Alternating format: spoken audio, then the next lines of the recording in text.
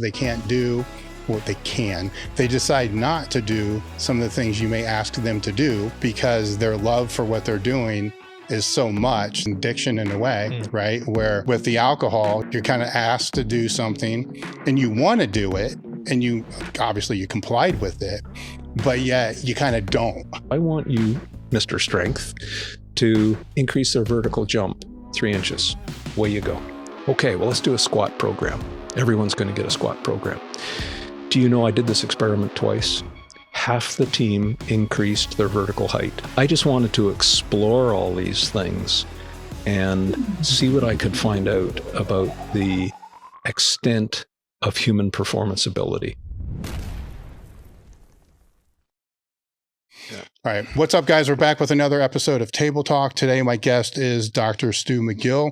Really doesn't require any introduction, so we want this to be very conversational. I do have some questions. Sam has some questions.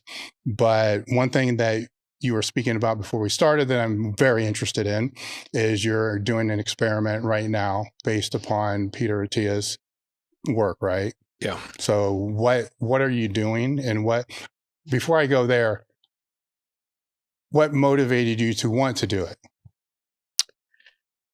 Well, to be perfectly transparent, my physician is a former student. And when I asked him, would he be my physician? He said, well, it doesn't surprise me because when you wrote my reference letter to get into medical school, you said you need a good doc for when you're an old man. So I'm there now. I like that. And he said, well, your cholesterol's creeping up. He says, I'd like you to, let's do an experiment for 3 months and see how much you can beat the genetic influence here. Yeah. So at about the same time, Peter Attia contacted me and would I be a guest on his podcast? And as much as podcasters investigate me to have a good conversation, I do my homework and learn a little bit about them. So I thought I better read Peter's book, Outlive. It's one of the few books that I have to say would cause me to change my behavior. And the whole thesis of the book is to, instead of being sick for the last 10 years of your life, have the pretty good last 10 years of your life. And here's the formula of how to do it. And he talks about, cancer, Alzheimer's and neurological deterioration, metabolic disease, etc. All of which, and he gives the evidence for, can be mitigated through lifestyle. Well, I'm 66 now. I don't have too many more years to change that behavior. But nonetheless, I was convinced by his very articulate arguments. And as I said, they just make good sense. So I stopped drinking alcohol. Well, have a fairly strong genetic Celtic influence. And I've always enjoyed drinking, but I thought, all right, for the first time now I'm going to stop. So I did. And I watched my sugar intake. What else have I done? I've always had a activity regimen, and we can talk about that. When I was a young fella, I would strength train. And never did mobility training, never needed to. But now I train what we call the biblical training week, and we can talk about that later. But nonetheless, getting back to Peter Attia's influence. So I am now noticeably sleeping better, and I never thought that would be possible just through not drinking. What do you mean by noticeably? You're not waking up as much to pee, or you're sleeping longer? Yeah, well, that's an astute comment. Yeah, so is it because you don't need to pee, or is it you're just in a deeper sleep? Yeah, I think it's both. Yeah, I think it's both. And I've lost a lot of weight. In fact, I've had problems keeping it on. So I've never taken protein supplements. I played football in university and whatnot. At one time I was 50 pounds heavier. But when I returned to civilian life after university sports, I have never taken a supplement of any sort. Well, I think I might start a little bit now. Anyway, I don't know if that's well, I'm interested in the not having to wake up in the middle of the night to pee thing, because I've been battling that myself. As we get older, that seems to happen more. And what changes do you think have helped with that? Not having a nightcap, or 2 glasses of wine with dinner and maybe a beer before. And probably just getting into that zone of sleep where I don't need to wake up. Yeah, my wife says I make less noise now. I don't know if that means less snoring or whatever. Or it is. Deeper sleep. Yeah. Interesting. So with the exercise regimen, did that change? Not really.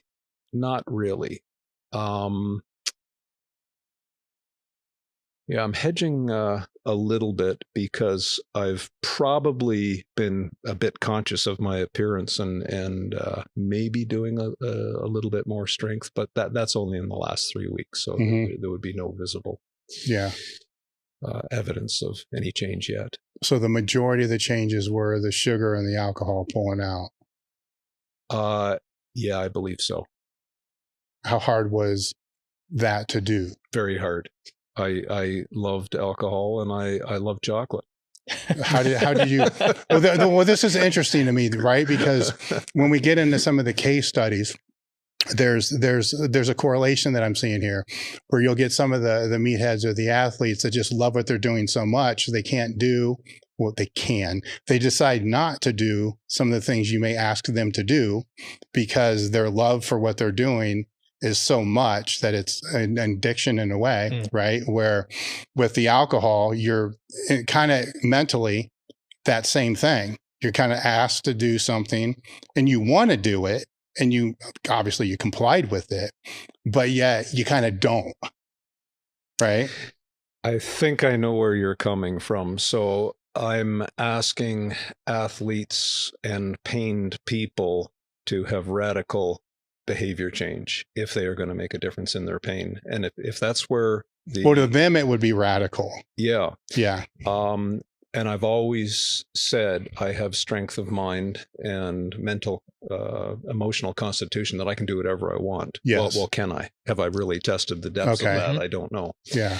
But I think I can. So if I say I'm going to do something, I think I can. So that's my test that I'm going through now. Yeah. And I was at Serrano's house for dinner last night, and they kept asking me to have that glass of wine. I said, no, thanks. Oh man, that's going back to college, right? Like, here, drink this, drink this. It is, and that's a tough crowd, as you know. Yeah. So you feel better then, I assume. So you're sleeping better. You should feel better. Dave, it's like I'm walking on springs. Really? I just feel so light on my feet. I don't feel any stress concentrations. And, I've got some miles on my body and an injury history. I haven't really noticed it. I hate to gloat. I feel fabulous. No, that's great, right? Yeah. Because it can lead other people to try to do the same. Right. I'm interested in your injury history because Sam sent me one of the messages, like, ask him about his lower back issues that he's dealt with. Yeah. So what is your injury history? I'm so glad you're here, Sam. Well, if you need a good low back guy, I got you. Yeah, I know that's well, just so people know, I do try and train elite clinicians, of which Sam is one. Yes. So we refer patients to Sam in full confidence. And thanks for making me look good, and I hope. Vice versa. Oh, absolutely. Well. No, I'm glad you brought that up because I should have put that in the introduction. Yeah. If we go back to being a kid, I broke my right hip playing hockey. It never set properly, and in fact, I broke the socket side too, the acetabulum. So I had a limp my entire adult life. I started lifting weights in earnest in 10th grade. A little bit of a backstory there. I'll get to answer the full history. Yeah. Do you remember the first of the big women pro bodybuilders, Kay Baxter. Yes. She was originally an Ohio girl. Mm-hmm. She was my 9th grade teacher. Are you kidding me? Can you imagine watching her walk back and forth? And I swear half the guys that year started lifting weights. Yeah. Wow. But the next year in high school, we had a coach. He was our football coach and my track coach and a history teacher, Mr. Callucci. And he just looked the part. He was a bodybuilder, played fullback for McMaster University as a student there. And we just started to train. I actually quit high school to be a plumber. The career counselor told my father at a parent-teacher night, I'm probably not academic material. I'd be better suited at the trade school. Mr. Callucci called me up and said, no, come back and play football. And I'm not trying to make myself as a great athlete or anything, but I was good enough to get recruited to university, still with a limp. Yeah. And had this sort of hobbly horse. What position? Oh, you won't believe it. I was a defensive tackle in high school. I left high school around 220. Mm-hmm. And then I switched to offensive guard thinking I'm not really large enough or strong enough to hold my own at defensive tackle, and I hated it. It was my brain is not someone to follow the rules and play offense. Yeah. I just that wasn't me. And what, the offense you didn't like? I hated it. Yeah, the defense is more reactive. Oh yeah. That was my will. Mm-hmm. But anyway, let's see now. In university, I took a chip off the front of my C4 with my head down on the hockey rink playing hockey. So that was sort of touch and go. And then I've had injuries mostly related with trees. This just went a whole nother direction. Yeah. I remember I was with one of my Dutch graduate students and sawing down some trees in our woods. And if you saw down a tree in Holland, you go to jail. So he didn't know how to run chainsaws or anything like that. And I sawed down a large birch tree, I think it was, probably several tons, a log around this round and 20 feet long. You can spot the professor here, Dave.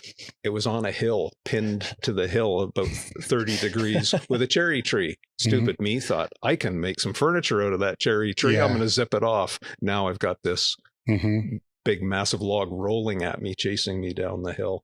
And I slipped and it rolled over my arm. So it tore infraspinatus. And then I was walking down a hill, slipped into a tree, and that just about finished the shoulder with that one. Now you're going to really, I'm going to make you smile. Oh, I forgot to tell you that at the end of my first season, I fractured the M plate of L4 lumbar vertebra. So that made me compression intolerant for a good number of years. So if that's the lumbar injury you were talking about. And it took me a few years to overcome that. 2 years ago, I have a personality flaw, I guess. I've always enjoyed high performance snowmobiles. I bought the hottest sled I could find 3 years ago. 2 years ago, I thought, well, I'm going to do one speed run home across the open bay, Georgian Bay. I was going about 100 miles an hour and I hit a rock.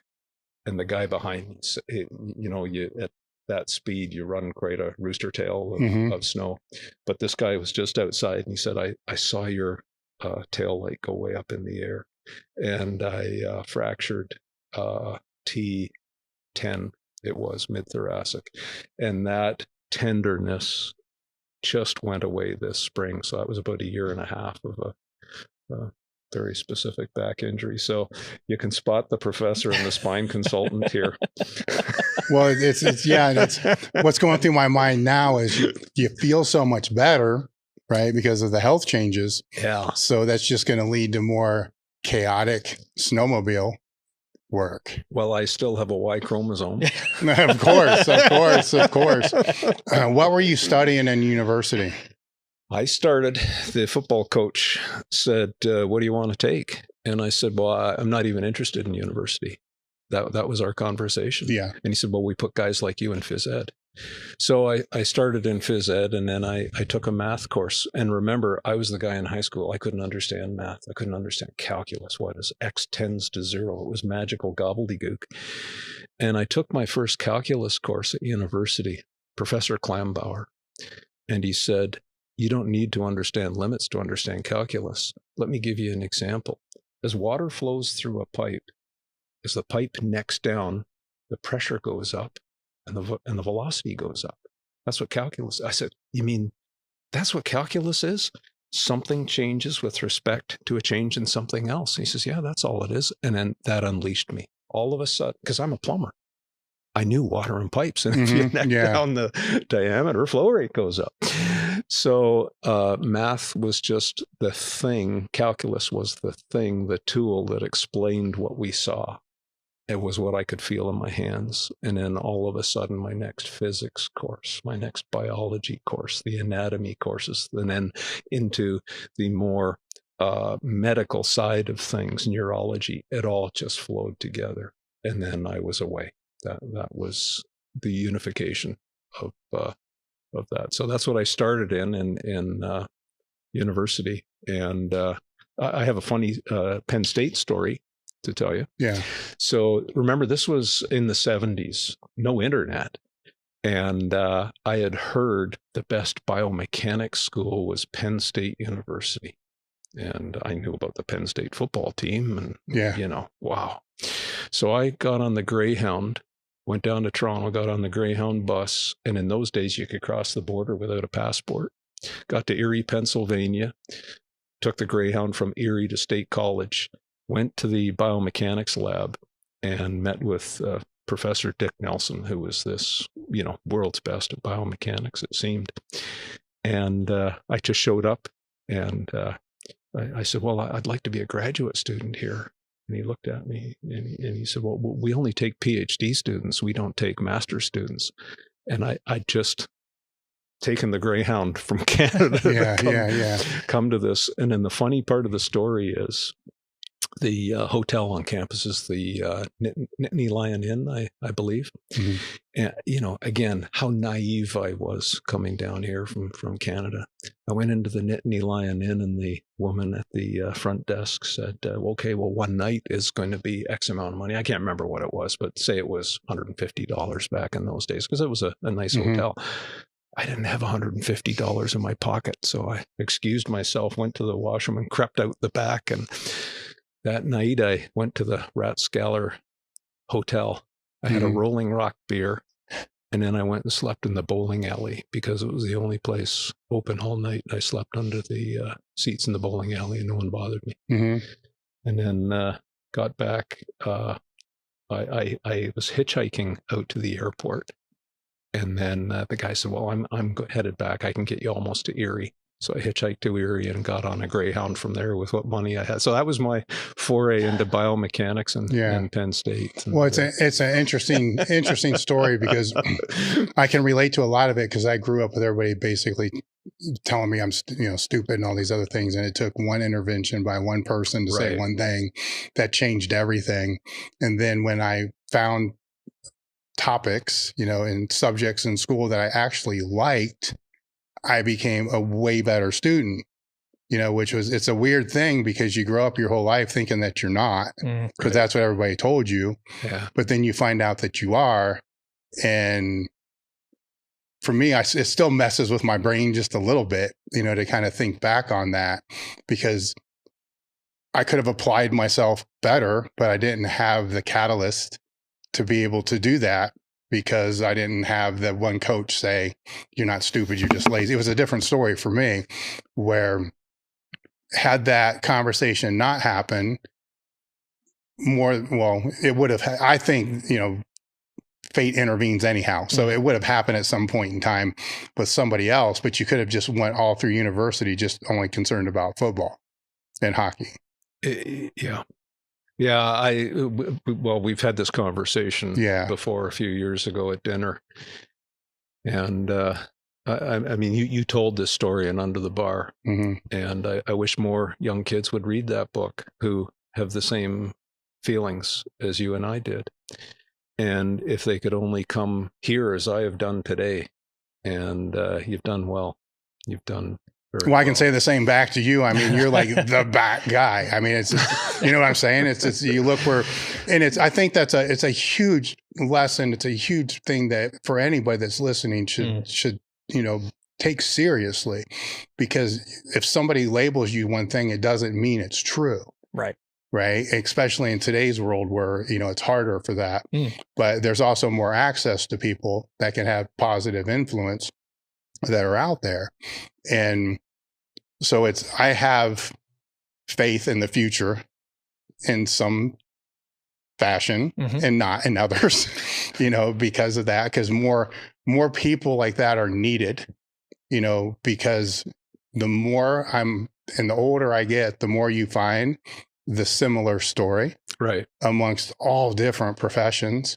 Then you start to realize that the so-called smart people in high school or junior high, you know, somebody once told me that A students work for B students that work for C students that work for companies owned by D students.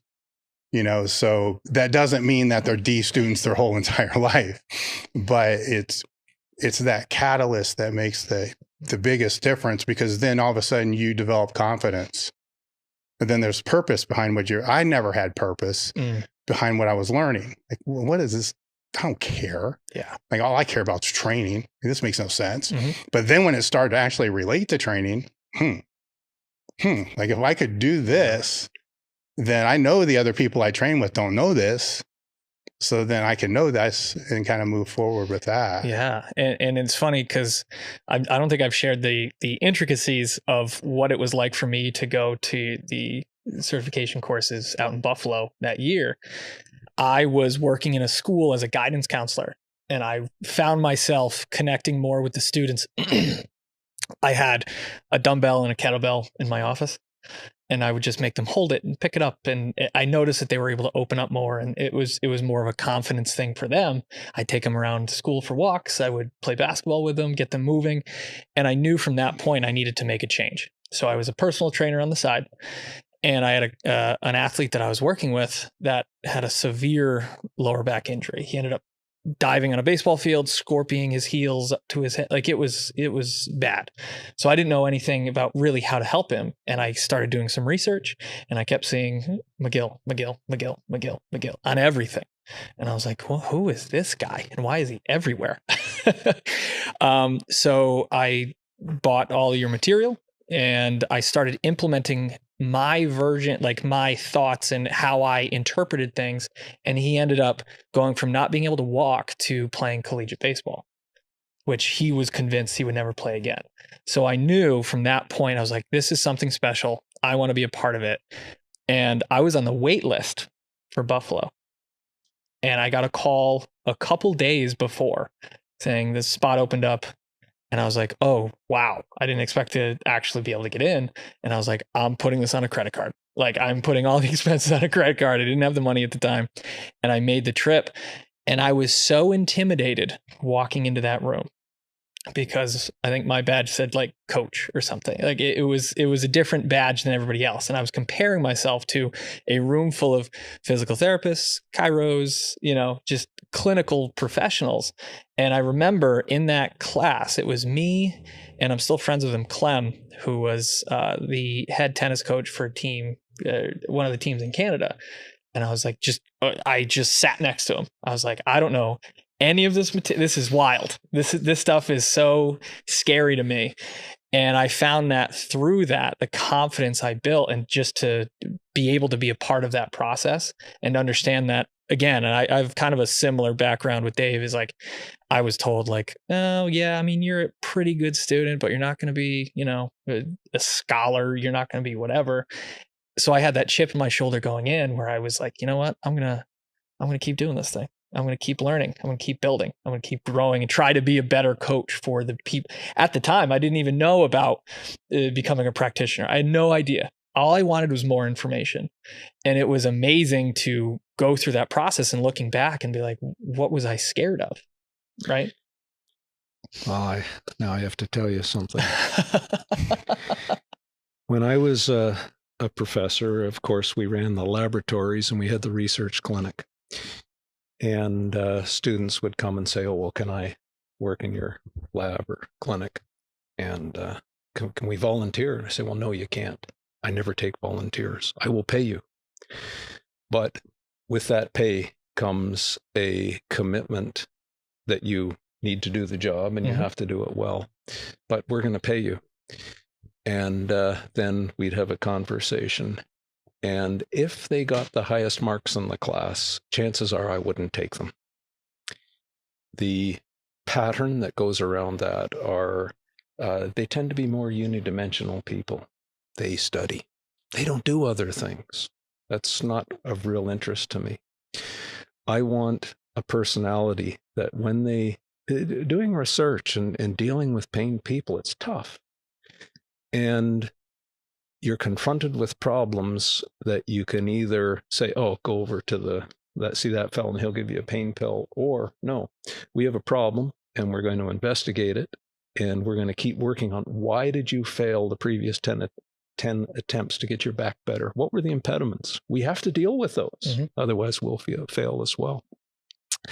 So I need the personality that there's the problem. They're going to either bust through it, they're going to go around it, they're going to leap over it, but some way they're going to get through it.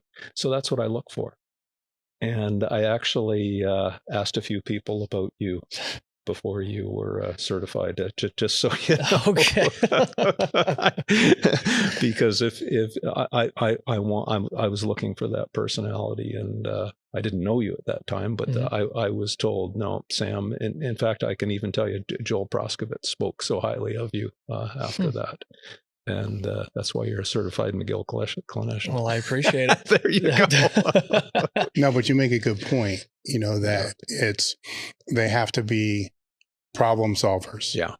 Right. And sometimes that involves looking outside of a traditional box, into a much larger box. And some people just don't have the capacity to do that. Or they might have a really good capacity to know the right answer on a multiple choice question. Yes. But that's not life. Yes. You integrate all the information and figure out a strategy on how you're going to make a difference in this person's life. Anyway, there you go, Sam.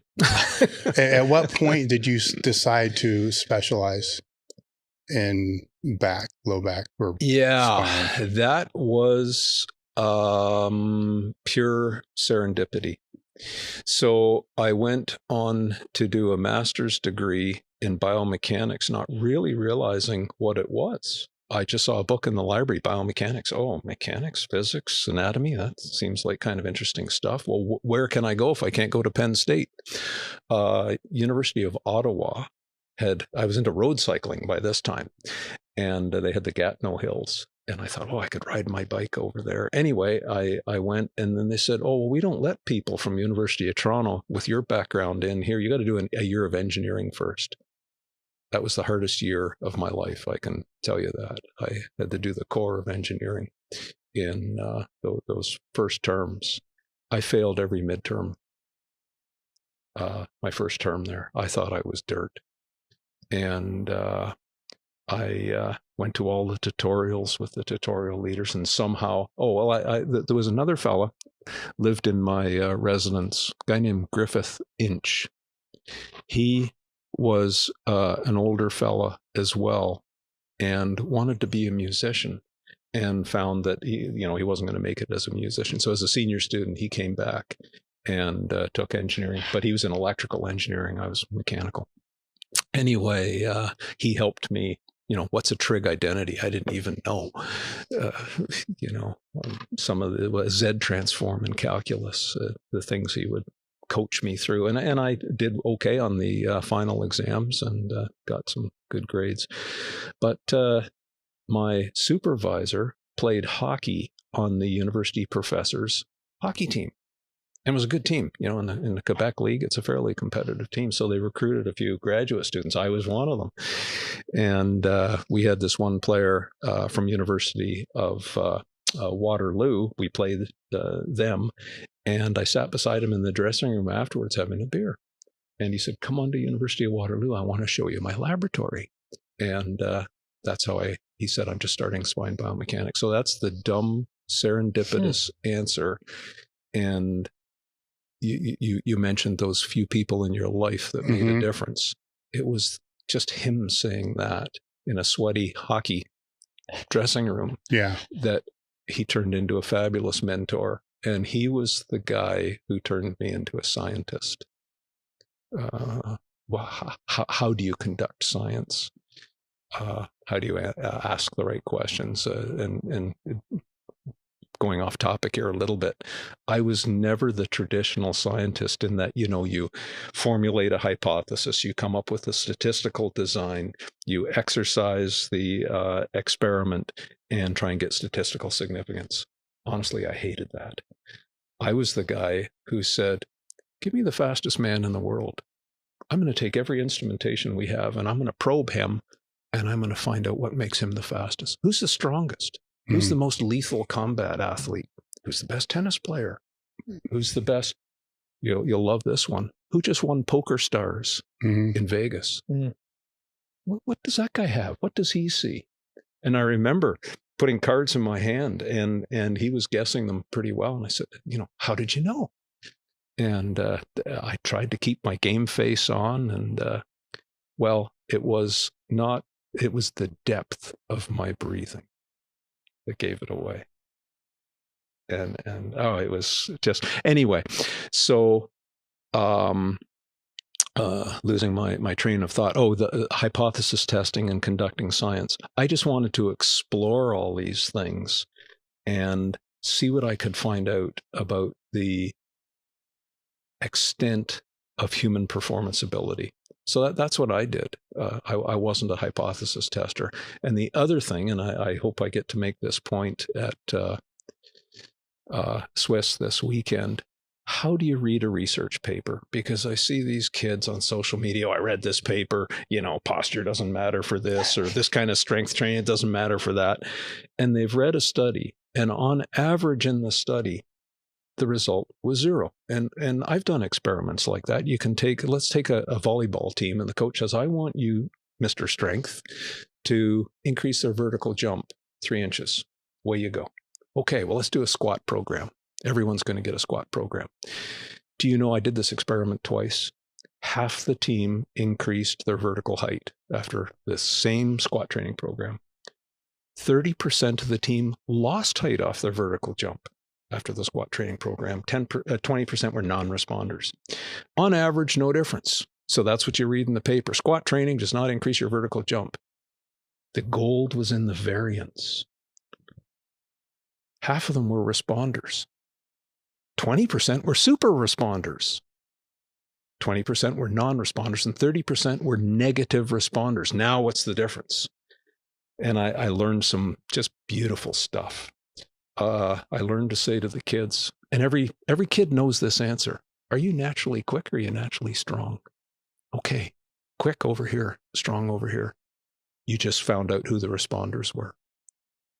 Who do you think the strength training of squats increased their vertical jump? You have a guess? Naturally strong? No. Or the opposite? Yeah. Yeah. If you have a quick neurology, we're going to talk about powerlifting now that my brain has gone there in just a minute. But if you're naturally quick and you add strength, boom, you're even higher on the vertical jump. If you add strength to strength, it tends to slow you down a little bit. So you might get stronger in a powerlifting squat, but it will tend to take some height off your explosive vertical jump. And as it turned out, I also asked the question, arrange yourself tallest to shortest, and the players would. And then I said, sit down and repeat. And now the order changed. So what we just measured was your leg length to torso length ratio. And as you know, for squat mechanics, the longer the leg, the more hip dominant a jumper you are. Like the tall NBA players, they're hip jumpers. The players who are knee jumpers tend to be shorter in the leg and longer in the body. So it's leg power. Quite a different mechanic. But I'm going to show some Can I carry on? Yes, most definitely. Because I think this is important, because what this kind of reminds me of is, Eric had the emailing list for a long period of time, when he'd blast out, research papers by the hundreds, right? And he would always find something that was in there. Like, so you would read the summary and be like, okay, this is what that is. But then he would show something.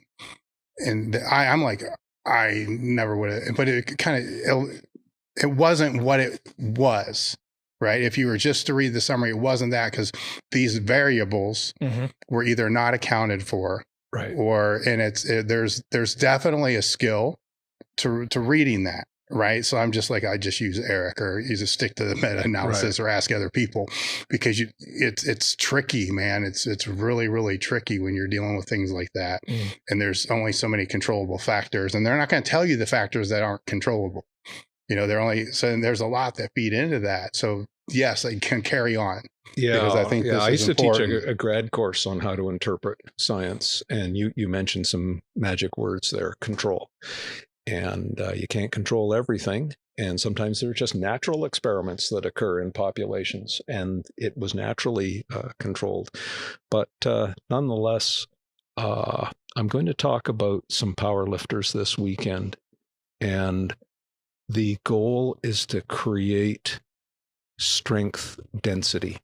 So strength starts as a thought. And the great men and women of strength use tricks to densify that thought, convert them into pulse trains, send them down the nerves that have to be conditioned, and there's some tricks to do that, and then convert the pulse train at the muscle level into strength. And then to tune the body with strategic stiffness and mobility to allow the desired movement. So it's a hell of a train going through. But the tricks to densify neural drive to the erector spinae muscle. If you do a maximum effort deadlift, and I've measured some of the best deadlifters on this planet, both men and women, and I can get about 65 or 70% peak neural drive in a deadlift. You got to do something else. You got to move the spine slightly, but that's not a good idea under heavy load. You're going to get hurt. Or you move very quickly. Neither are really powerlifting. So I'm showing a few clips of Brian Carroll just blasting, I think it's 650 pounds off the floor. So it's that speed that drives the neural density. And I remember Bill Kazmaier years ago. I have to digress just a tiny bit. So the brain organizes the neuromuscular compartments of the erector spinae. If you believe some of the physical therapists, you try and swell up your multifidus and move laterally into longissimus and then into iliacostalis. This is neurologically impossible. The brain doesn't organize activating your back muscles that way. The neuromuscular compartments are up and down the spine. So that's what our science showed. And I remember years ago with Bill Kazmaier, he would work over the end of a bench. I wish we could workshop some of this stuff with the gorgeous equipment here, but just do a little cantilevered extension with the cantilever here and just slightly move, pulling a kettlebell or something heavy, and then change the position of the fulcrum down a little bit. And with your brain and the mechanics, move the effort a few segments down and repeat the micro movements. And in other words, you're educating the brain as to where all the neuromuscular compartments are up and down the spine. And here was Kaz, and I said to him, and I said, this is a long time ago, how did you know that that's the way the brain organizes your back muscles? And he said, Stu, he says, I only knew what worked. And that was magic. Mm-hmm. Here was the guy, strongest man at the time. And he found it out because it worked. And a skinny old man like myself found it out because that's what I was measuring. Mm-hmm. And then the two worlds came together. And then, of course, that really helped. And then, again, Kaz, not to talk too much about him, but I think we've had this conversation before, Dave, where you cannot have a strength thought while you're happy. You cannot do it. We've talked to so many athletes who I had the next world record. I'd done say it's a clean and jerk. I've done the clean. I got the next world record. I allowed a little internal satisfaction, a little smile internally in my brain. Shut down your drive. You lost it. So, at a power meet, the various strategies that the lifters have to get into that very dark place that can generate those very dense neurological thoughts of strength.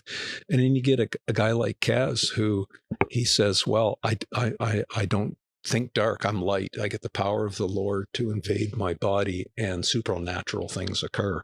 He's the only guy who can do it with that. But you watch him and he thinks, and the sweat beads start to appear on his forehead. I mean, he's potentiating and getting into the zone. But everyone else I know does it through a going to such a dark place that, for lack of a better word, they have to override every natural fuse box in their brain that's telling them, please don't do this. And they commit a homicidal act on their own body to express that strength. Well, that would bring up the question to me that if they're doing that too frequently in their training, too much of one thing can be damaging. There's no question. So that it's, I would be controlled chaos is kind of how I would explain that. If they're doing it for, they're not going to do it for their warm-up sets and all the other kind, but if they're doing it for too many lifts, then they're not going to recover because of their nervous system or whatever, them not being able to do that. So there's layers or levels, right? So there's the level that, for myself personally, there's a level to meet that would be completely different than a level in training. When I go to that one certain level, I'm throwing up afterwards. I mean, it's a very hard thing to recover from. But advanced strength athletes, I think they find where the balance is. Like, here's the place you have to be for training, but then here's a even higher state, which needs to be balanced based upon your recovery and how you can recover from that. But it still needs to be there. The anger state or whatever you want to call it for the top sets, but there's the anger state, then there's the serial killer state, which there's a little difference between those two. And what I find is the ones that first off can figure this out, because many just don't figure it out. And they need to be technically inclined before they actually start to really do it anyhow, or they're just going to miss a lift in a very catastrophic way. Then have to learn how to balance, just how dark that becomes. Does that make sense? It's some lifters, as you know, get into a lot of personal trouble going to that state and not knowing how to handle it. Go to the best you've ever lifted in your life. I'm assuming it'll be at a meet. How long afterwards were you affected? A month. Yeah. I wish more younger people would hear this. They think they have their personal best and they don't realize they're not even close. They don't know what it is to be a super athlete. And then the super athlete pulls that off. You can talk to the GOAT, Ed Cohn. Yeah.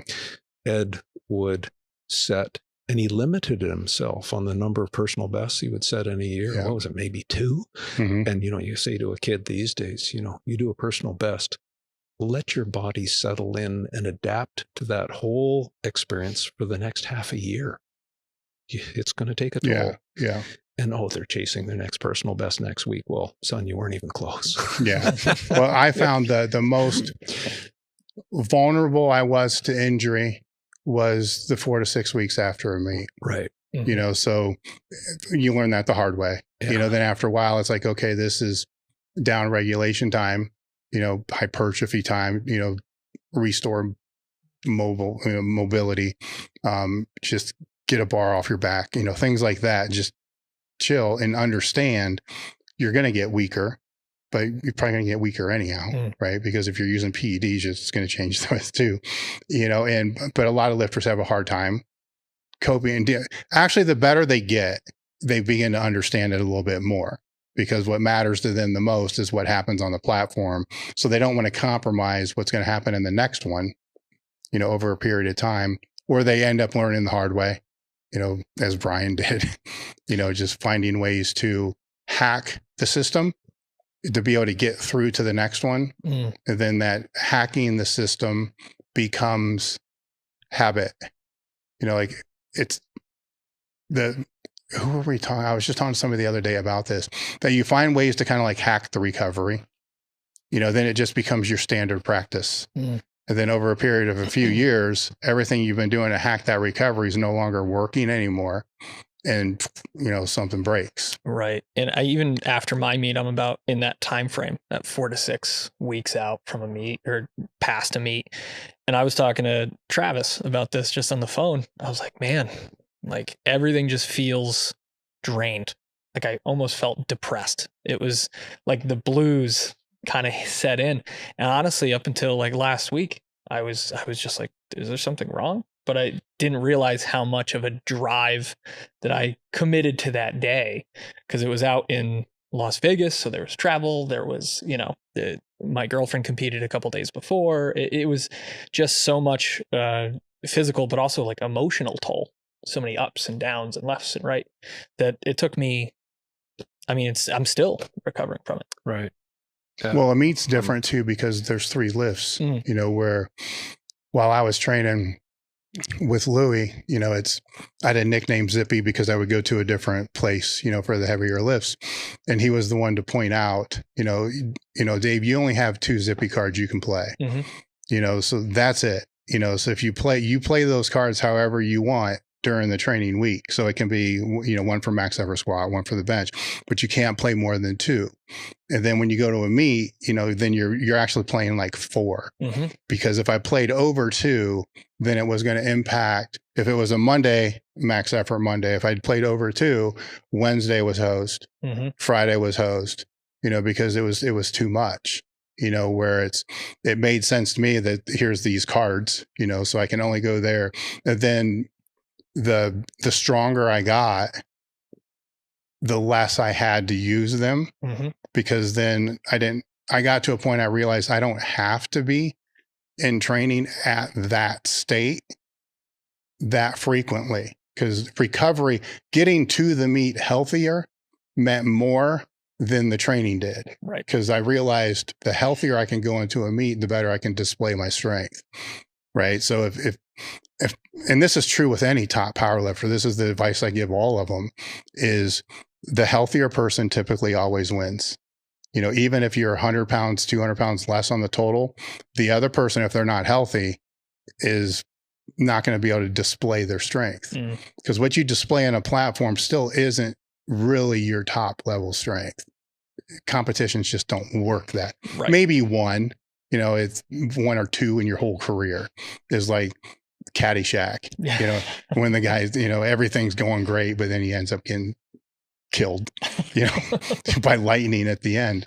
But that's a neural component of that, which I would say it's good. I mean, if you feel that way, then it's good, because I would say your training peaked, what you displayed on that day for that day was at a high level. And then you're just going to take the ramifications that come with that, understanding that that's normal, right? Because those that don't understand it's normal, have a hard time with it. And then the ones that have the harder time are the ones that try to hack through it.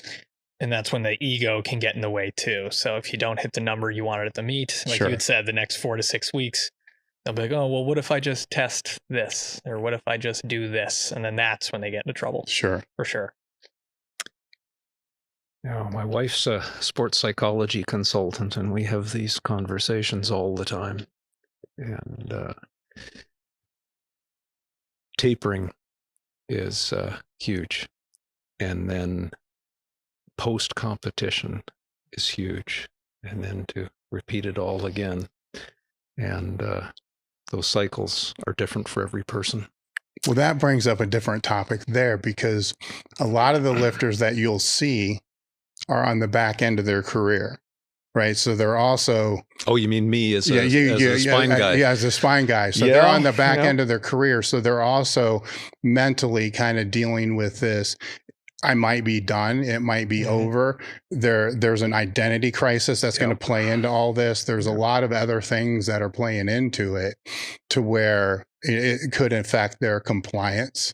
Like I can't not lift for 6 months because I may only have 2 years left.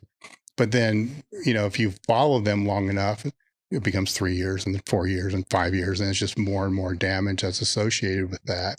Where I've said a number of times, the most impressive thing with Brian to me, because I knew him, I was sponsoring him at the time, I knew everything he was doing to mitigate the damage beforehand, which was a lot. And he's been transparent about it.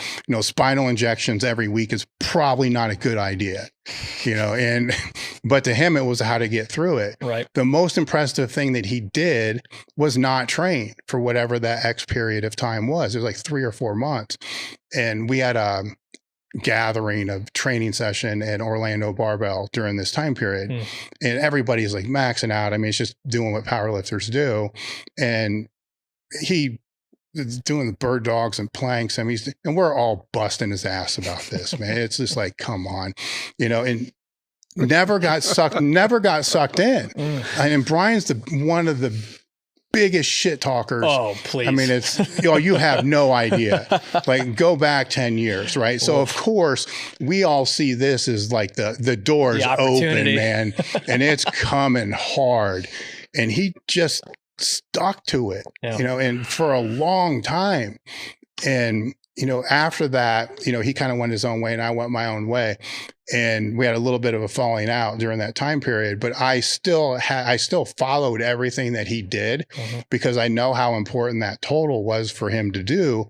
But it wasn't just that. I knew everything that he went through, with you, to be able to get back on the platform, which still impresses me more than any of the numbers that he lifted. Yeah. Because I've seen more lifters than not be able to do that. And the great thing about him is I can say, look at his story, read his book. This is openly available. And if he can do it, then you can too, or it's about something else with you. Right. When you first saw him, he wouldn't be the first one that you saw. Did you think that he was going to be compliant? I didn't think you were going to ask quite that question in that way. Yes, I did, because it was a very emotional session that first time I ever met him. We probably met for about 5 hours. Yeah. And I felt his earnest sincerity and his I don't know, I'm just struggling for words here. It was an internal honesty. And yeah, I did think he was going to comply. And but he also told me in that first session, he says, yep. And all I promised him was, it wasn't outcome. It was, all I can give you is my best effort. And I said, I think I can get you out of pain. That was it. And he said, oh, okay. Well, when I'm out of pain, I want my world record back, because in the meantime, someone else had taken it. Yeah. And this story's been told many times, but I just sort of tossed it off. I said, well, if you can set a world record again, we can write a book about that one. Yeah. I mean, no. And he held my feet to the fire. I would have been in the same camp with that. Like, there's just no way. No, I didn't. So that's where I thought you were going to go with the question. So I never thought he would get back and set the all-time squat record. I did think he had a chance to get better, but people may or may not realize he was pretty damaged. No, it was bad. It was bad. Yeah, it was. And I knew the pain that he was going, I witnessed all this, and it was bad. Yeah. And he showed me the imaging, right? And I don't know a whole lot about the imaging, but I know that didn't look good. Yeah. It looked bad, you know, and I also knew that he wasn't done, you know, so in his brain, it wasn't like, I'm going to retire. Let's just fix this and get out of pain. He had unfinished business, which plays into that, why I respect what he did so much more than that, because I don't know very many other people. Yeah, that's all true. Do you want to comment as things are popping into my mind from that first session? He was in pain, and here is one of the best squatters on this planet, and he would flop onto a chair like a rag doll. And I thought, come on now, you're the best squatter in the world. It's not up to me to tell you how to squat onto a chair and get off that chair, and we'll get up on the exam table and whatnot. But, you know, I'd go back to Dave Tate 101, you know, that shortstop squat, pull your hips through. Oh, he goes, oh yeah, that doesn't hurt. Well, there you go. There you go. Okay. We got to start. Let's carry on. And, okay. Let's take the casualness out of your movements, make them very purposeful, and let's see how in this 5 hours we can get through to moving without triggering pain. And I think that showed him that there was hope at that time. So that was very important to leave that first session with a short demonstration. You know, there's some validity here. Let's just keep it going. But I agree with you.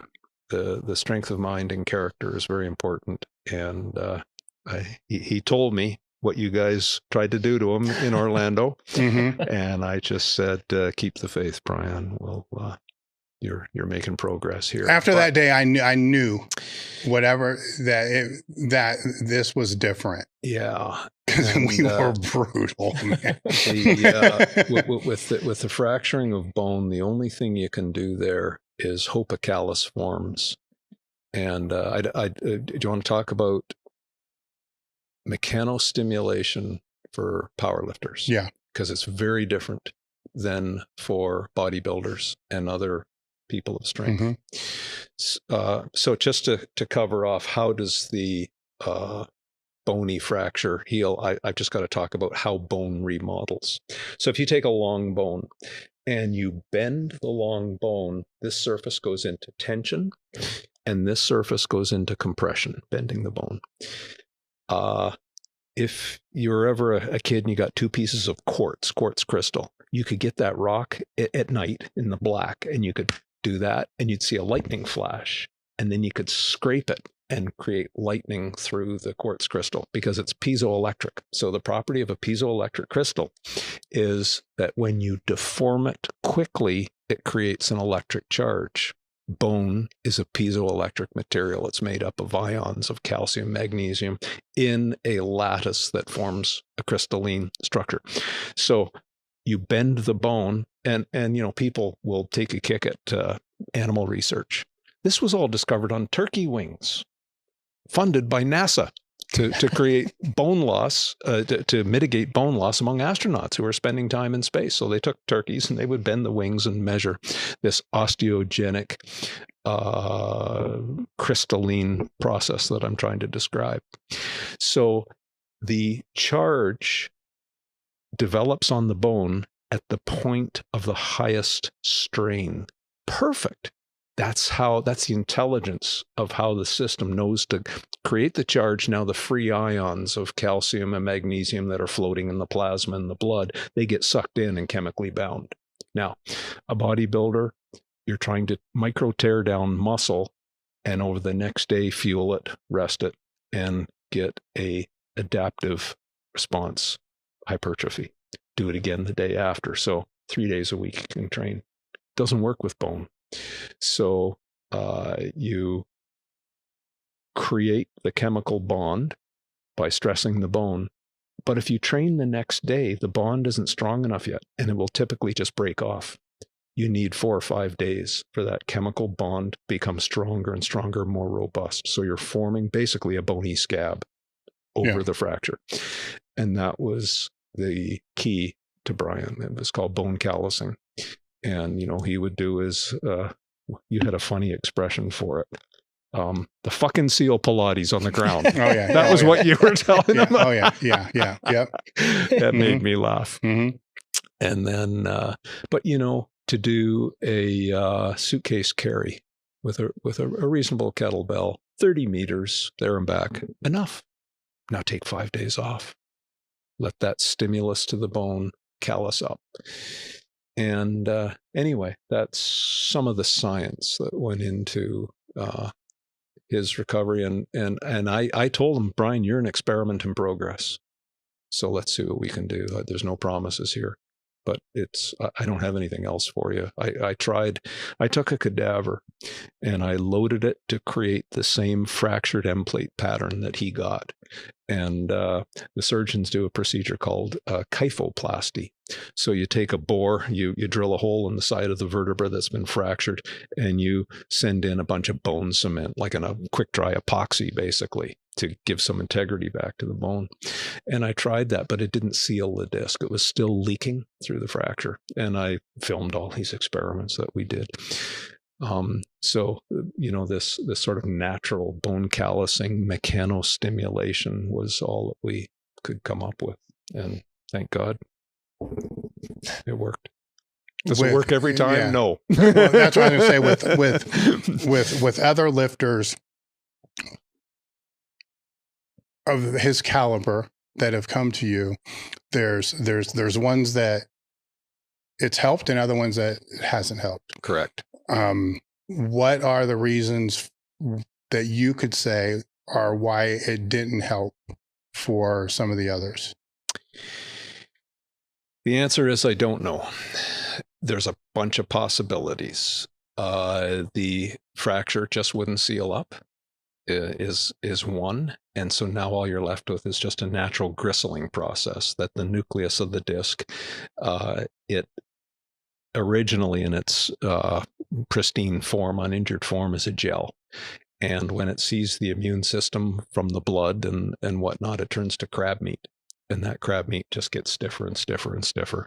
And that in of itself will stiffen a joint sufficient so you're out of pain. Are you going to squat 1,300 pounds? No. So there's one possible explanation. Most elite lifters don't come to me with that. It's usually much more collagen damage to the wall of the disc. So when a typical lifter, they start out with a little bit of end plate fracturing, perhaps from an excessive deadlift that is beyond their current capacity, and they keep training. And instead of allowing the bone callousing to occur, so a fracture, I should be very clear on this, a fracture can be a good thing. A microfracture, if I was to do an MRI or even a plain film X-ray of your spine, we would see sclerotic end plates. So the radiologist would write, "Oh, DT, you've got sclerotic end plates." He doesn't know whether you're an old guy buckled over. He doesn't know anything about you. All he did was read the scans.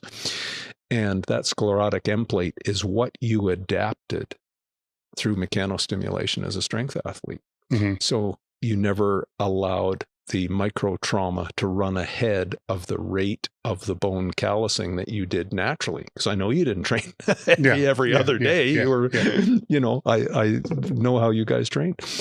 So that was your adaptation. It's not a pathology. And there's all kinds of medical literature. Weightlifters and powerlifters show damage to their spines long before the symptoms occur. Well, no kidding. They're also adapting strength, which is to have, now the price you pay is you lose some of the elasticity, but that's what you're doing. You're adapting in that way.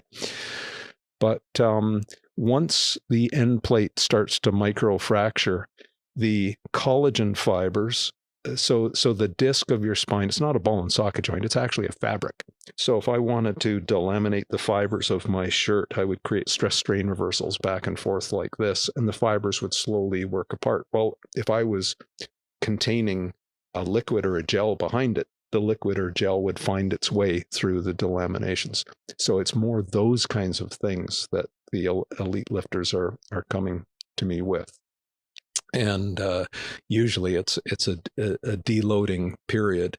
And looking at their training as to what created those stress strain reversals that ran ahead of the rate of the adaptation. So that's more of what we're doing. So Brian's injury was quite special, actually. It wasn't typical of the heavy athletes. And then, you know, I get the next athlete who is perhaps a gymnast or you know, a dancer or someone who needs a lot of spine mobility.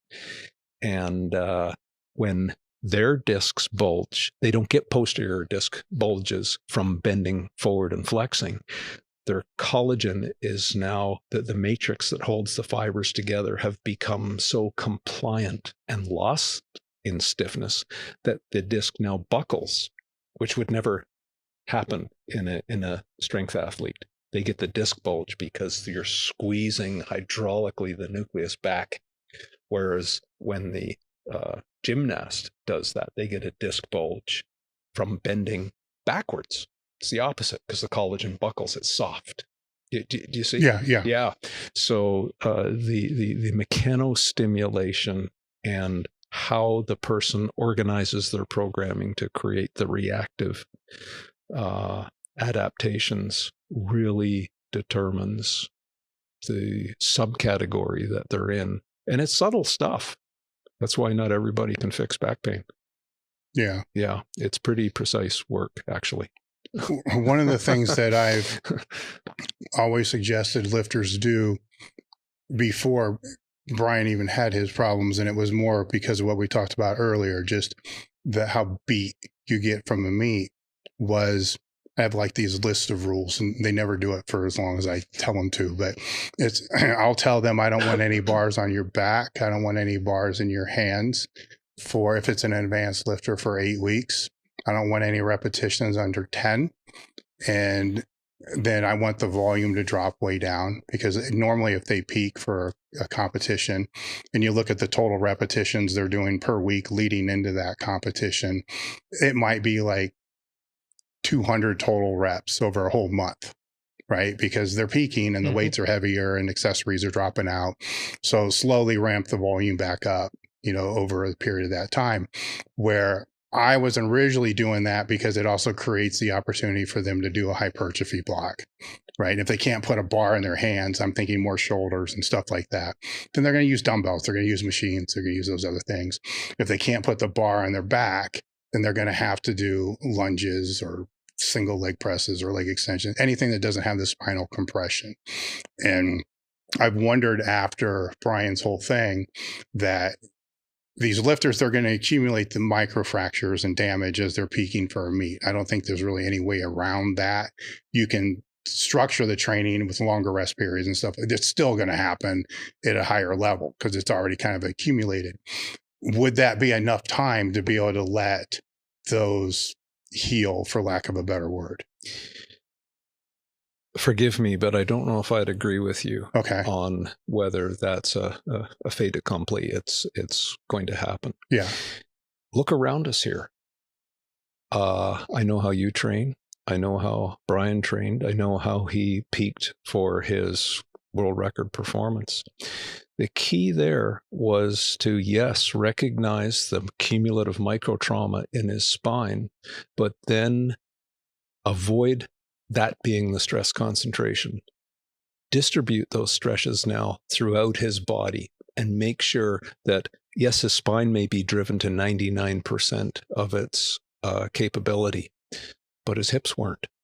His hips were only 80. So let's put more stress there. Let's go over to the belt squat machine and put more stress there.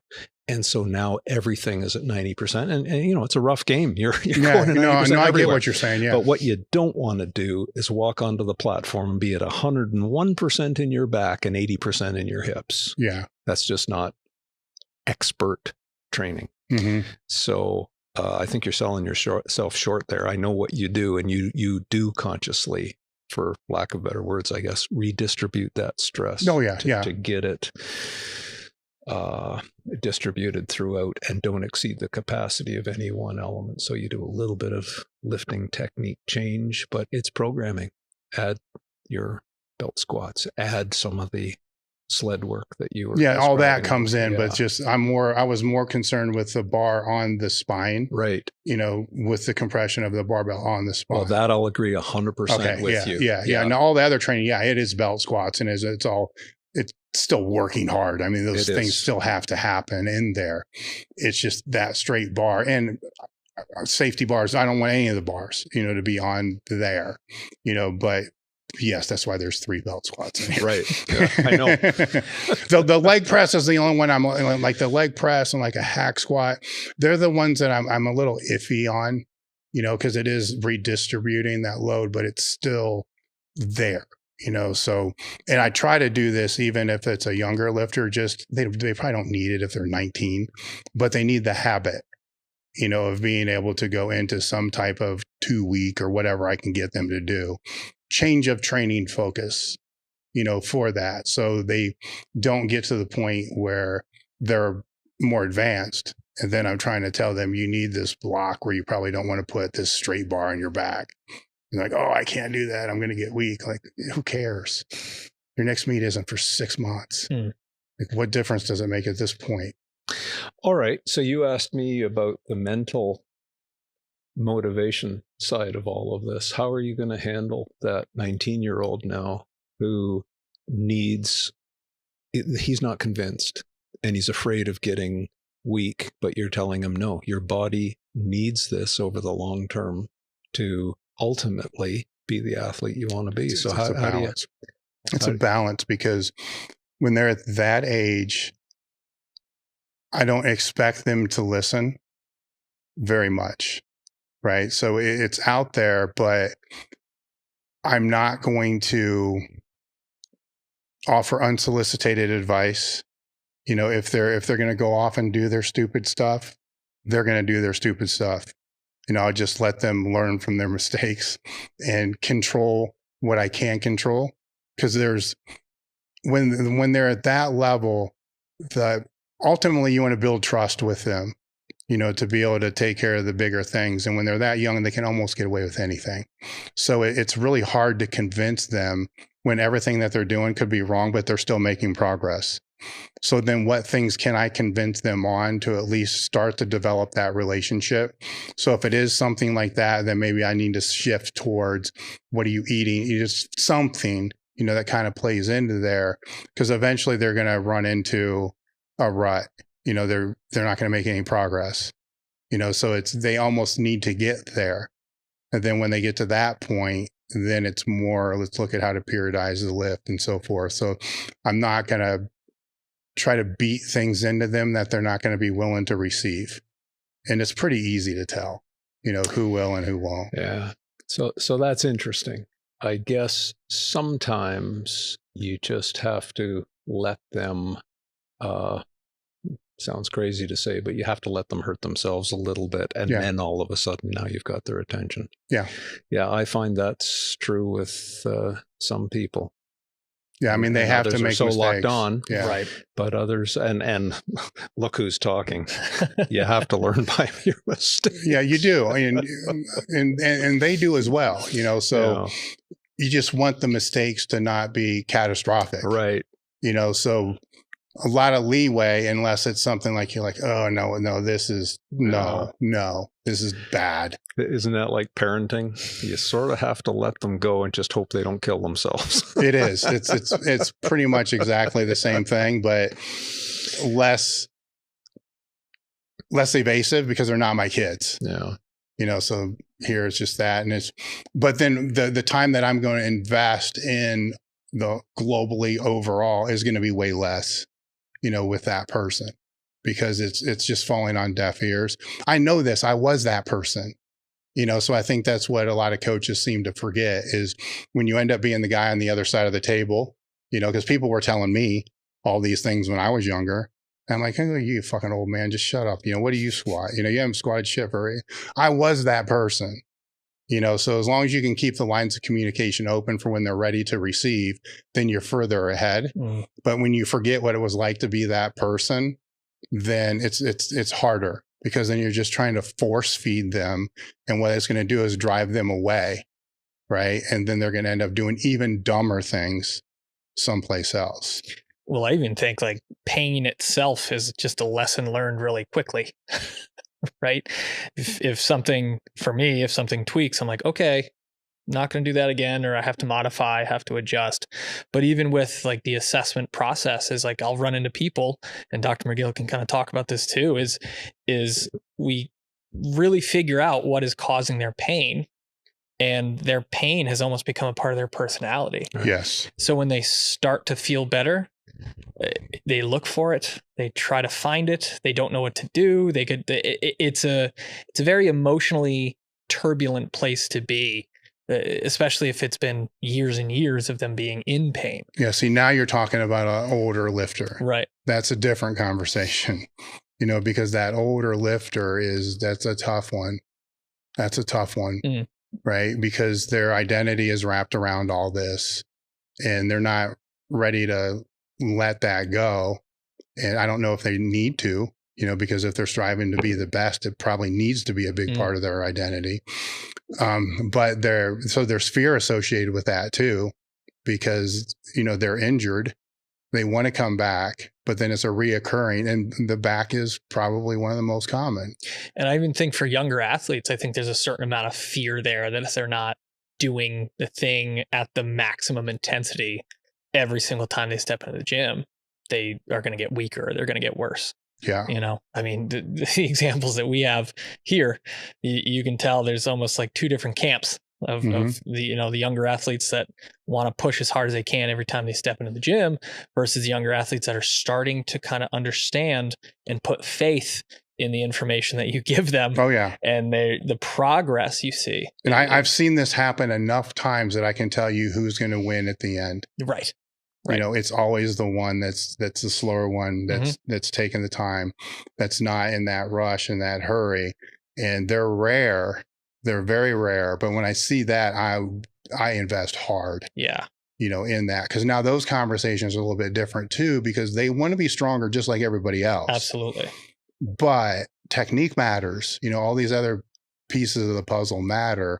And eventually the fast gainers, whatever you want to call them, are going to run into a sticking point. They're not going to know how to overcome it because they've never had one. So they never had that adversity. The other person may have already overcome 5, 6 sticking points just to squat 315. Where the other one, first sticking point they had was at 600. Right. This 315 one over a stretch of a decade always wins. Yeah. I mean, it's almost like the Mr. Miyagi thing of wax on, wax off. And all of a sudden, Kung Fu after a while, all these different movements. And it's, again, it's having people in your corner that you can trust with the process, and just understanding that it is a process as opposed to a sprint. Yes. And there's not a quick fix. No. Where I think that's probably what you run into. Like a lot of these lifters will reach out to you and they want the quick fix. Sometimes. Yeah, sometimes. But it's usually the ones who've just failed so many times and now they're at the end of their rope. They say they haven't been willing to be patient enough to let go of all of the psychological roadblocks that you just described. And now they say, okay, I'm ready to accept what you have to say. Because, I mean, you said many times, you can't rush physiology, right? If they, Yeah, no, that's Mother Nature sets rules, and some of them you are forced to live by.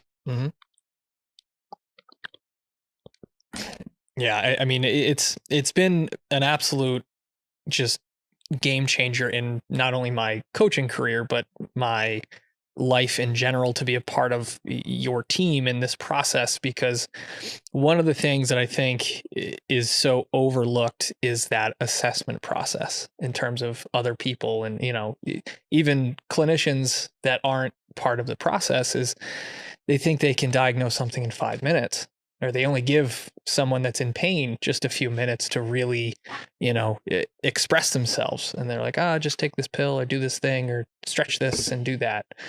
The biggest game changer for me was when I was learning at that certification. It's like understanding how important it is to go into a situation, start the assessment as they walk out of the car, see how they move, see their demeanor.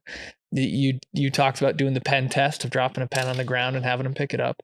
You're constantly gaining information, constantly gaining that insight into not only where they are now, but where they were coming from in their thought process. And you've talked about it quite a bit, of the personality of that person plays a tremendous role in how you work together to develop that plan and how you execute the plan. Because if you're working with a top tier, essentially a top fuel dragster, you're going to have to worry about more of the braking. Like you have to slow them down, versus someone who's a little bit, less go, go, go. You may have to punch the gas a little bit. Exactly. Yeah. Every person is a system that I have to study and figure out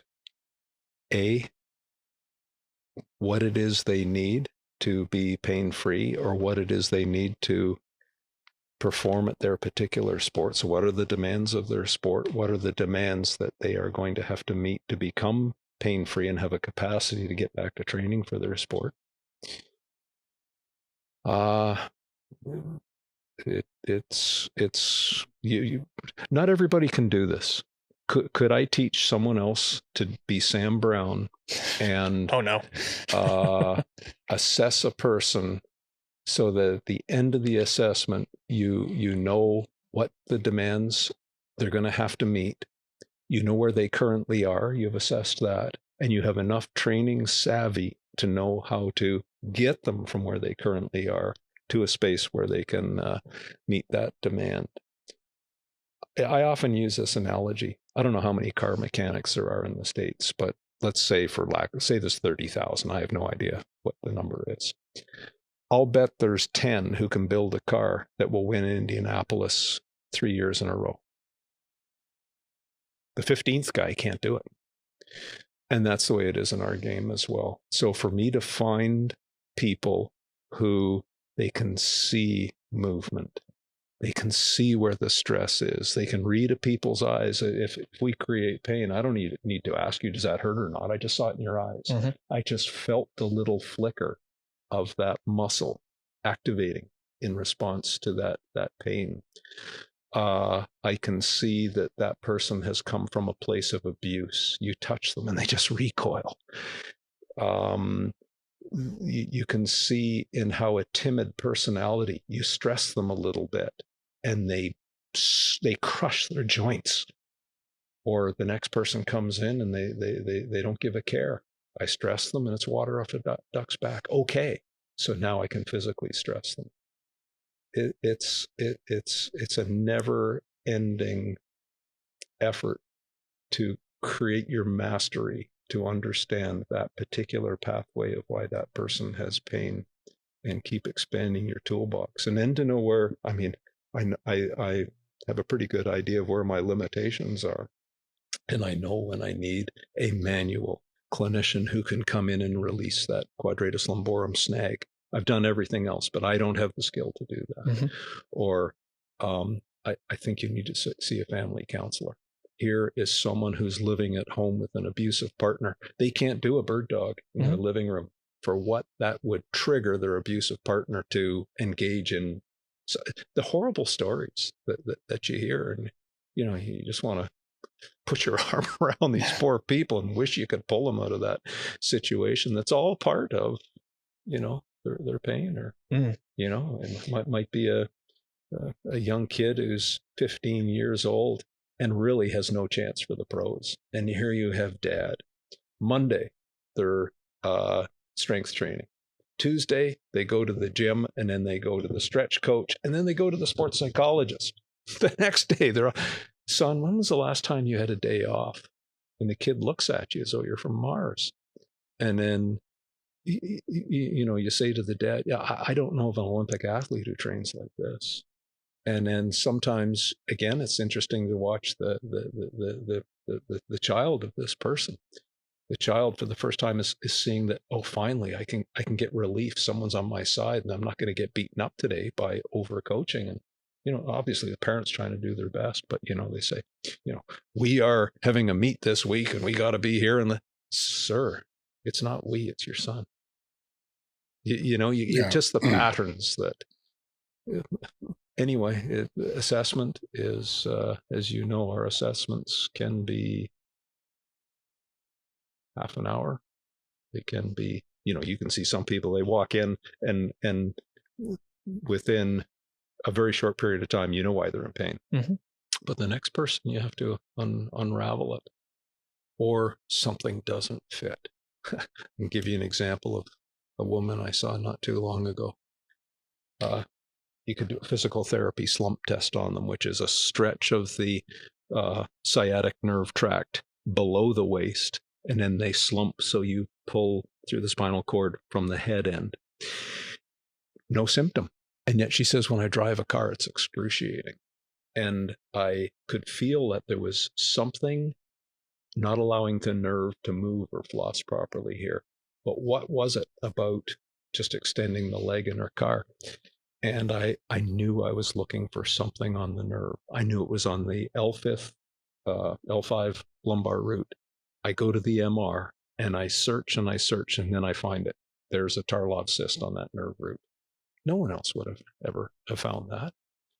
All that they did was send her to the pain clinic, who told her, you're crazy. There's nothing wrong with you. You're a magnifier of your pain. Maybe you should have psychological counseling or something. They turned it into a psychological case by this default of not committing to understanding why this poor person had pain. Anyway, I don't know why. Well, that kind of goes back to what Sam said earlier, is you'll find people that have identified, with their pain. Right. So now that is part of their identity, which becomes the whole thing you're going to have to manage and kind of work with as well. Mm. So how do you know when that's the case? Yeah. Well, I mean, when I am in Rhode Island and I see a lot of the clients up there, it's a lot of blue collar workers, right? And they, plumbers, electricians, woodworkers, handymans, and they are not the type of people that necessarily identify with their pain. They are the type of people that I've worked with that identify as hard workers. So my biggest issue that I run into with them is that they are so quick to try to get back as soon as possible. So, I just worked with somebody recently that was on workers' comp, and like they are in a bad situation because they're the breadwinner for their family. And I mean, the initial assessment lasted like 4 hours, and the guy was in tears because he was like, I can't even use the toilet without being in pain. I can't. But there was a restriction there because he was starting to, even in the session, he would start to feel a little bit better. And I could just see him like wiggling, like looking for that has always been there. And I reached out to him again about 2 weeks ago, and he goes, everything's going great. But he came up with a list of things that were still painful. And I just started asking questions. I'm like, how does this process make you feel? Like knowing that you're feeling better and that he's like, this is great, but I want it to be faster. He was hard to let go of the sensations he's felt. And it was very eye-opening for me because he's saying all the right things, but there is an action there that is keeping him from really producing the results that he's capable of, because he also told me, he's like, oh, and then I went to the job site and I tried to do this thing. Like he's just rushing back into it. And I asked him, I was like, because during the assessment, it was like, how long were you in pain for? He's like, oh, my back has always hurt for like 15 years, 10, 15 years. And he, come to find out, he attributed hard work to his back feeling fatigued and sore. So when he can do a job and not be in pain, he doesn't feel like he's worked hard enough. It's like the younger athletes are like, oh, I have to be sore when I leave the gym. I have to be, in pain. I have to be run down.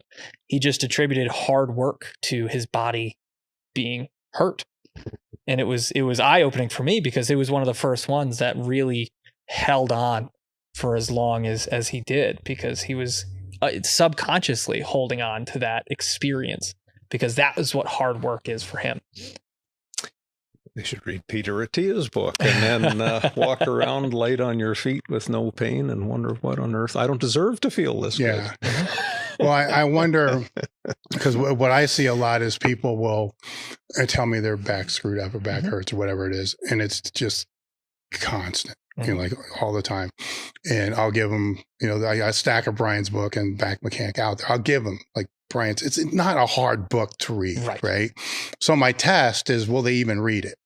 Right. So you can read that in an hour, right? An afternoon. And then the next week they're still bitching. They're still complaining like, well, did you read it? Well, no, I haven't. So like, what exactly are you looking for here? Right. So to me, it's like a test. Like if you can't even do that, then you really don't care about actually fixing this issue. You just like to bitch about it. Right. Where you're going to see this way more than Stu's going to see it. Right. Because anytime people know what you do, everybody has a back problem. Yes. So then they want you to fix the back problem.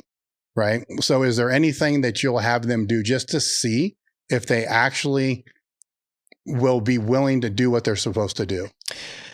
Honestly, you can't do a 4-hour consult until you know if they actually really want it to be better. So one of the tools that I use is I'm like, okay, grab yourself a notebook or a journal, and I want you to write down as much information as possible. The situations that it hurts, situations that feels good, your positions where you find relief, the stress level of the day. Just gain as much insight. And I'm like, I want to come back into the gym in a week and we can kind of go over this and we can talk about it, and then we can go into any sort of assessment.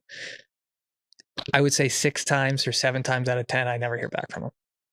It's like they weren't even willing to address or even just bring to light the things that they were feeling and to make them real. Right. And it's eye-opening, because I'm like, well, if you didn't want to even write down just a simple note, I would even say do it on your phone. Like every time you put yourself in a position where you're feeling the sensation, like describe what the sensation is and what the position you were in and what you were doing.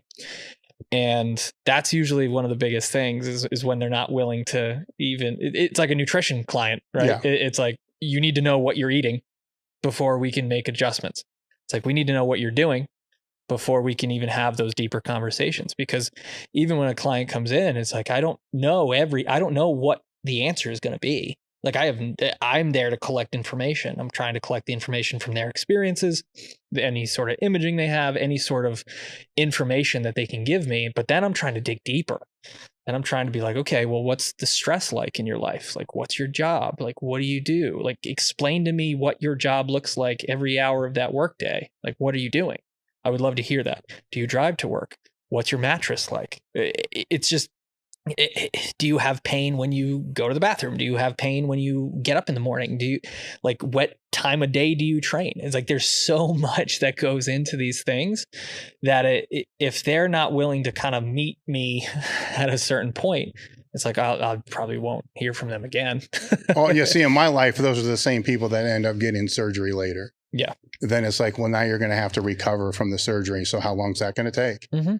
Like, they could have just taken the 8 to 12 weeks to actually do the other stuff first. They're still going to do it. And if I explain that, they don't get it.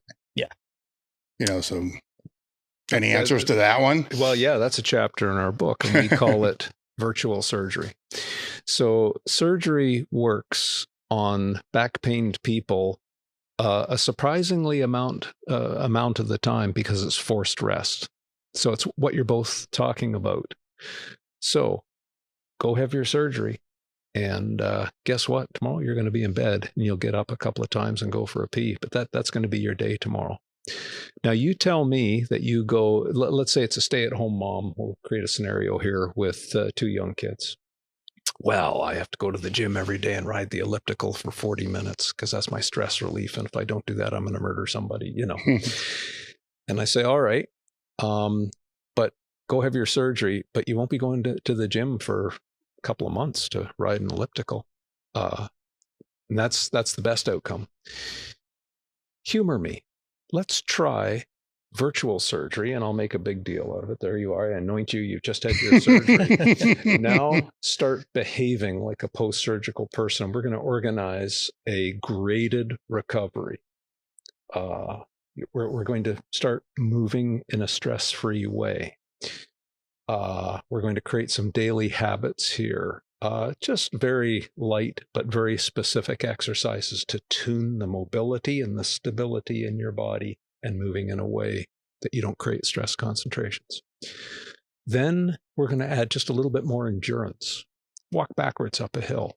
This is all before sled dragging and everything. Just walk backwards up a hill and you will find the exhausted quads. Now walk forwards up the hill and the brain perceives the exhausted quads. It goes and gets the glutes. I don't have to coach that. The brain does that because it perceives this neurological trick of the exhausted quads. This is fabulous. And then, okay, now we can add a little bit of strength.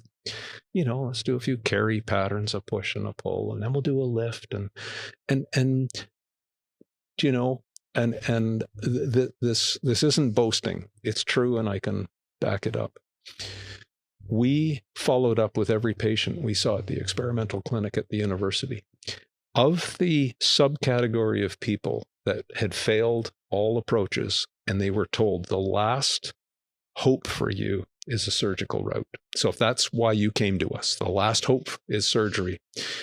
If you did the virtual surgery that I just described, 95% of them avoided surgery, and in a 2-year follow-up, we're glad that they did. Wow. So that's a pretty impressive statistic for they were now at the end of the road, and that was rightly or wrongly, someone had told them that the surgical route was the last option.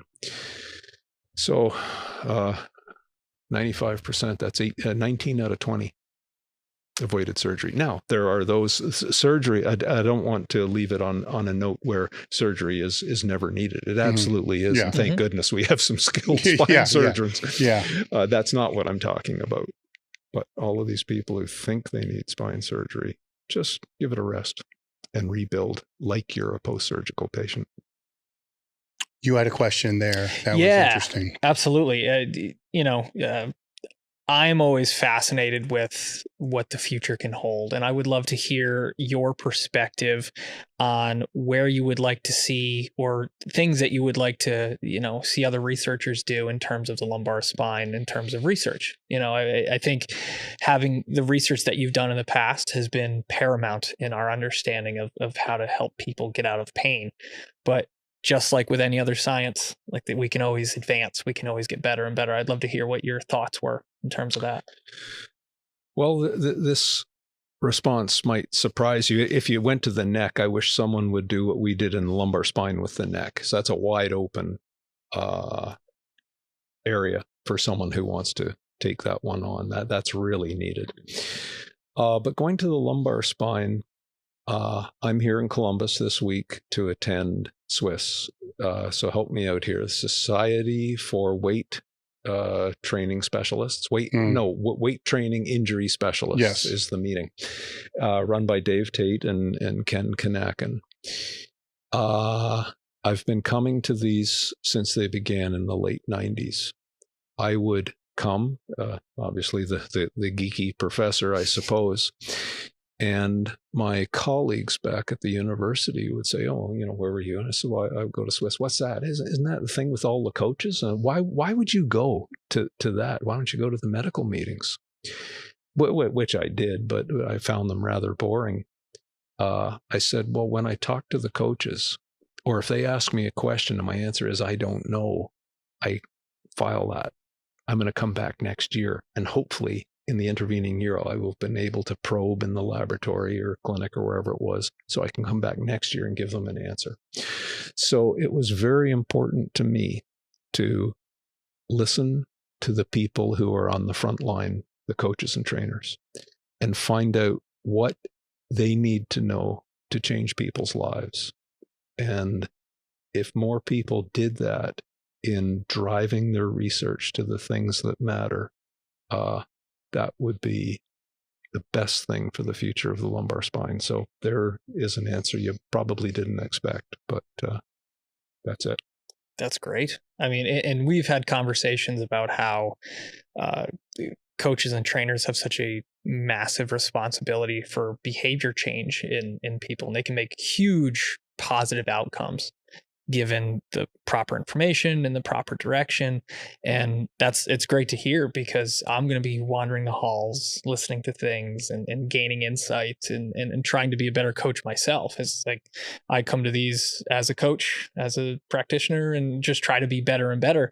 And that's great to hear from someone that has spent so much time in the trenches on the research side, to be like, this is what's important for the future of, lumbar spine, and for coaches to just gain that insight and gain that knowledge to just be better. Let me frame this up a slightly different way to think about it. Think of every system in the human body. There's the musculoskeletal system, the cardiovascular system, the hormonal system, the psychological system. Every single one of those is highly affected by movement.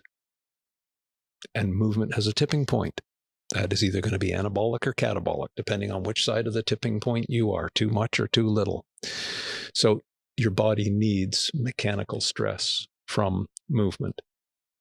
If you go to your family doc and have a question about, oh, my blood sugar is very high, I'm pre-diabetic, what is the chance that you're going to get a prescription, or at least a assessment to lead them to understand that movement is the biggest modulator they can do at this stage? The right amount of exercise would be the best medicine for that person. What's the chance of them getting that from their family doc? I would say pretty slim. Mm-hmm. Who owns movement? Look at the entire healthcare rubric. It's the coaches and the trainers. They have the biggest potential to modify the health of their patients and the public. Now, that's the way it is. It's an enormous responsibility.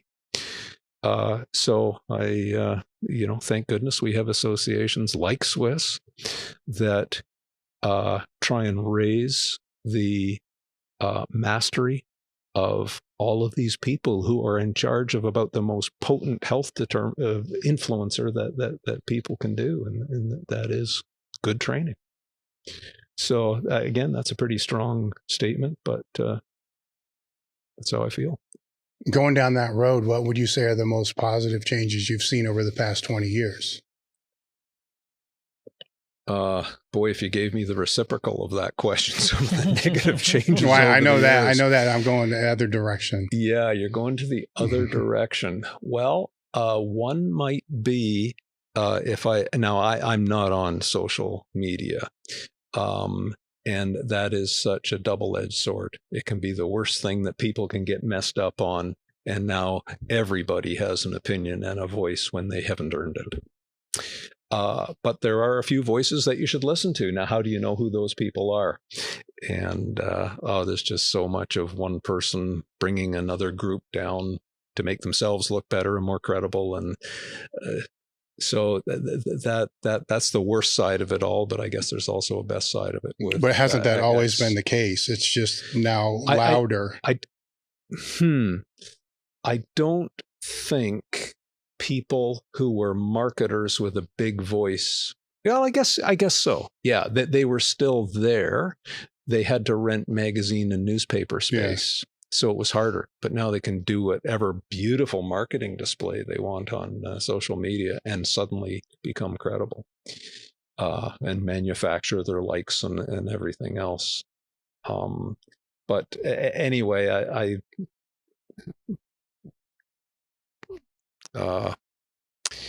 I'm trying to think of the expertise. Personal trainers weren't that popular 20 years ago. So the public had to figure it out for themselves. Mm-hmm. But, now the other side of my brain is thinking, more than half of the people I see have been created or exacerbated by personal trainers who didn't know their stuff. So, there's ones who are fabulous. Yeah. So we'll stay on the what are the worst things that you've seen over the past 20 years, because we're kind of going down that road anyhow, and not just that field, but in strength conditioning, looking at it from an overview, or it's just sport medicine, looking at it overview. How have we gone backwards, or how has it gotten worse? Now that you mentioned sport medicine, I would say when I started 40 years ago, the average sports medicine specialist was a better diagnostician. Now that would surprise you. They had more time, and they would, they knew their orthopedic tests. I would say that's harder to come by now. Is there in the current healthcare rubric a billing code for a back pain assessment? It doesn't exist. So no one gets paid to do an assessment. They get paid to do the thing that they're trained in, whether it's a manipulation or an injection or taking a picture or interpreting a picture or whatever it is. But nowhere is a clinician paid by a billing code. I get asked all the time, can I submit your bill to the insurance, and what's the insurance code? I said, well, they don't exist. So that has gone backwards, I would say. Even with the technology. Well, what technology can replace his eyes, his hands, his psychology to read a person? They say, oh, they're going to replace by AI. I don't think they will be able to feel that, as I said, that flicker of pain in the muscle, or the wincing of the eyes, or the emotions that person tells about the responsibility they have to feed their family, and they must get back out tomorrow on that fishing vessel or on the jackhammer or whatever it is they're doing. So then what advice would that leave to the athlete or the person that's looking for help? Well, that will sound very self-serving. Sure. That's all right. That's why I did what I did. I then realized I had to create a clinician who had these skills to really get at the pathway to that individual's pain. And that person will not be trained in any single medical profession, but they will be savvy to neurology, movement, anatomy, biomechanics, psychology, sociology, etc. And that's what we tried to put together to create that person who can figure out why that person's in pain and what they have to do to get out of pain and then get back to living their best life. Now, that sounds like a commercial, and as I said, it's self-serving, but I did it because I felt it was the only way, and it had. How many do you have now? The master clinicians I identify, and then I train them myself. So I spend a lot of time with these people. I don't know how many we have. Is it 15 maybe? I would say about 15. Yeah, something like that. And then we have the certified clinicians, which take 50 hours of listening to me online. And then we meet for 3 days somewhere and we do hands-on skills level training. And then there's quite a rigorous exam. They have to pass the exam. And I personally went through your exam, by the way, because I was sweating. And it's not easy. We don't give these certifications away. You don't get it for attending. You get it by demonstrating your ability to change people's lives. And we have maybe 40 or 50 of those now. So that's. And if somebody is interested in that, how do they go about it? Well, we have a website called BackFit Pro, backfitpro.com, and you can enter as a clinician if you want support materials as a clinician, or as a back pained person. I hate the word patient. They're people who have back pain. People. Back pained people. And they enter there, and then here's some support materials if you want to see one of our clinicians. Here they are. It's their picture, their website, contact coordinates, and that kind of thing.